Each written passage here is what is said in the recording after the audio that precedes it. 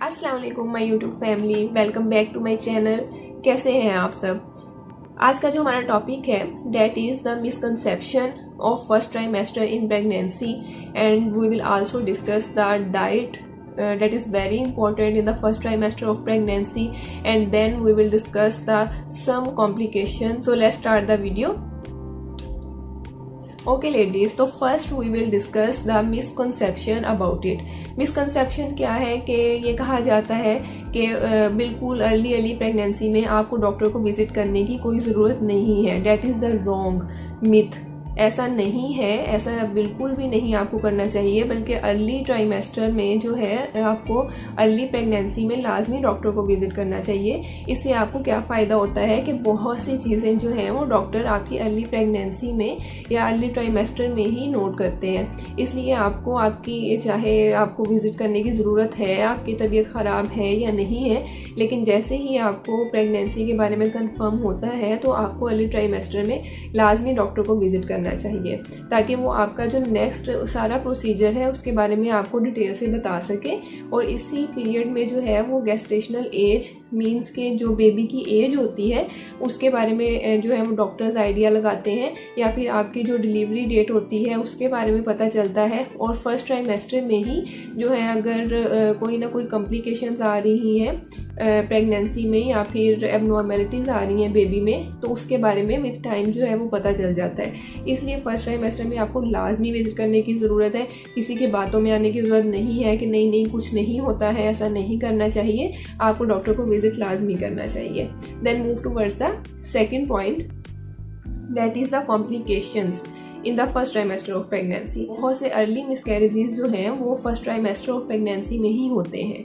ऐसा क्यों होता है? इसकी जो मेन रीज़न है वो इन्फेक्शन है। जो फर्स्ट ट्राइमेस्टर में इन्फेक्शन आपको होता है, इसमें मोस्ट इम्पॉर्टेंट है टॉक्सोप्लाज्मोसिस। इस टॉक्सोप्लाज्मोसिस के इन्फेक्शन की जो कॉजेज़ हैं वो बहुत सारी हैं, और ये फर्स्ट ट्राइमेस्टर में आपके लिए बहुत ज़्यादा हार्मफुल होता है, जिसकी वजह से अर्ली मिसकैरेजेस हो जाते हैं। सेकंड जो है, अगर आपको कोई भी अंडरलाइंग डिजीज़ है, ये मैं अपनी पहली वीडियोज़ में भी आपको बता चुकी हूँ कि अगर कोई भी अंडरलाइंग डिजीज़ है तो प्रेगनेंसी से पहले ही आपको उसका ट्रीटमेंट करवा लेना चाहिए। लाइक अगर आपकी फैमिली हिस्ट्री में डायबिटीज़ है तो आपको प्रेगनेंसी से पहले ही डायबिटीज़ का प्रॉपर ट्रीटमेंट लेना चाहिए। बिकॉज डायबिटीज़ से क्या होता है कि उससे जो है वो फीटस में मीन्स के बेबी में एबनॉर्मेलिटीज़ आने के चांसेस होते हैं। तो इसलिए रिस्क नहीं लेना चाहिए, पहले ही अपनी जो भी आपको डिजीज़ है उसका आप ट्रीटमेंट करवाएं, then move towards the pregnancy. Okay, now we will discuss about the diet and food which is very important in the first trimester of pregnancy. ऐसा नहीं है कि आपने बहुत ज़्यादा मीट खाना है या गोश्त पे गोश्त खाना शुरू कर देना है, ऐसा नहीं है। आपने फर्स्ट ट्राइमेस्टर में प्रेगनेंसी के हेल्दी डाइट लेनी है। उसमें से कुछ जो है वो मैं आपके साथ डिस्कस करूँगी। ओके, आपने जो है वो फ्राइड फूड जो है उसको बहुत कम कर देना है। जंक फूड को आपने बहुत ज़्यादा कम कर देना है, इसकी क्वांटिटी को। फ्राइड फूड को आप जितना भी फ्राइड फूड होगा उससे आपको एसिडिटी का प्रॉब्लम भी होगा। सेकंड जो है वो आपने अपनी डाइट में जो है वो सैलड्स का और वेजिटेबल्स का बहुत ज़्यादा इस्तेमाल करना है। सैलड्स जो हैं वो इजीली डाइजेस्ट भी हो जाते हैं और बॉडी के लिए भी बहुत ज़्यादा अच्छे हैं। और लीफी वेजिटेबल्स लें बिकॉज वो आयरन रिच होती हैं और आपके लिए बहुत ज़्यादा हेल्पफुल साबित हो सकती हैं। जंक फूड से पिज़्ज़ा, बर्गर, इन सब चीज़ों से आप अवॉइड करें, वो आपके लिए बहुत ज़्यादा हेल्पफुल रहेगा।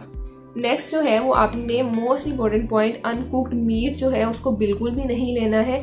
अनकुक्ड मीट जो है वो इनडायरेक्टली बहुत सी जो है वो बीमारियों का सबब बनता है। तो इसलिए आपने अनकुक्ड मीट जो है वो उसको इस्तेमाल नहीं करना। अगर आपने मीट यूज़ करना है तो उसको बहुत अच्छे से टाइम लगाकर उसको पकाएं, ताकि उसमें कोई भी जो है वो जर्म्स वगैरह ना रहे। उसके अलावा क्या होता है कि औरतें जो हैं वो जो मीट होता है उसको वॉश करती हैं।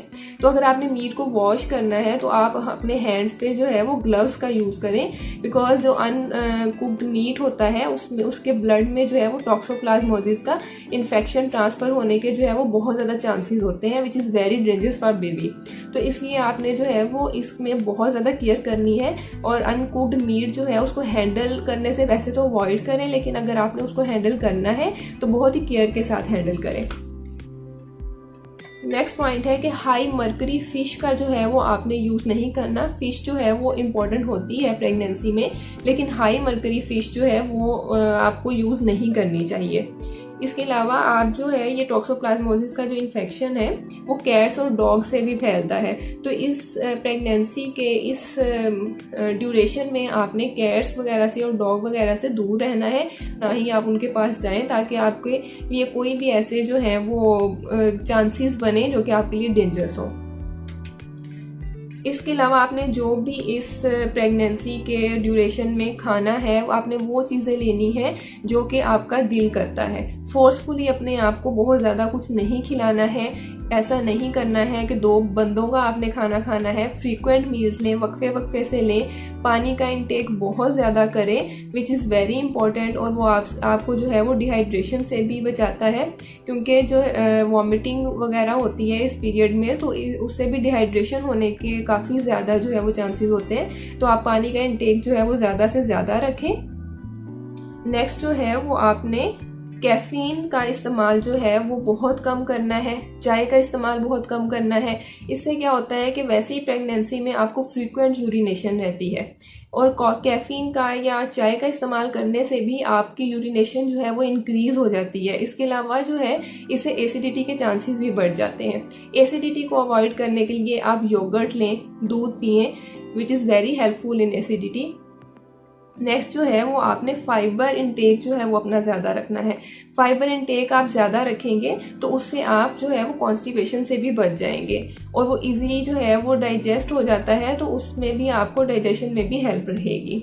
अगर आप स्मोकिंग करते हैं या अल्कोहल यूज़ करते हैं तो उसे बिल्कुल छोड़ दें इस टाइम में, वो बेबी के लिए बिल्कुल भी ठीक नहीं है। स्मोकिंग से जो है वो एबनॉर्मेलिटीज़ आ जाती हैं बेबी में, तो स्मोकिंग जो है उसे छोड़ दें। अगर आपके घर में भी कोई स्मोकिंग करता है तो आप हमेशा जो है उससे थोड़ा सा डिस्टेंस से रहें कि वो आपके साथ सामने स्मोकिंग ना करें, बाहर जाकर स्मोकिंग कर लें। ये जितने भी मैंने आपके साथ पॉइंट्स डिस्कस किए हैं ये बहुत ज़्यादा इम्पॉर्टेंट हैं। कुछ ऐसे पॉइंट्स हैं कि जिसे हम तवज्जो नहीं देते हैं, तो आप जो है वो इन सब पॉइंट्स पे तवज्जो दें, ताकि आपके लिए और आपके बेबी के लिए जो है वो ये एक अच्छा टाइम गुजरे और कोई भी कॉम्प्लिकेशन ना आए।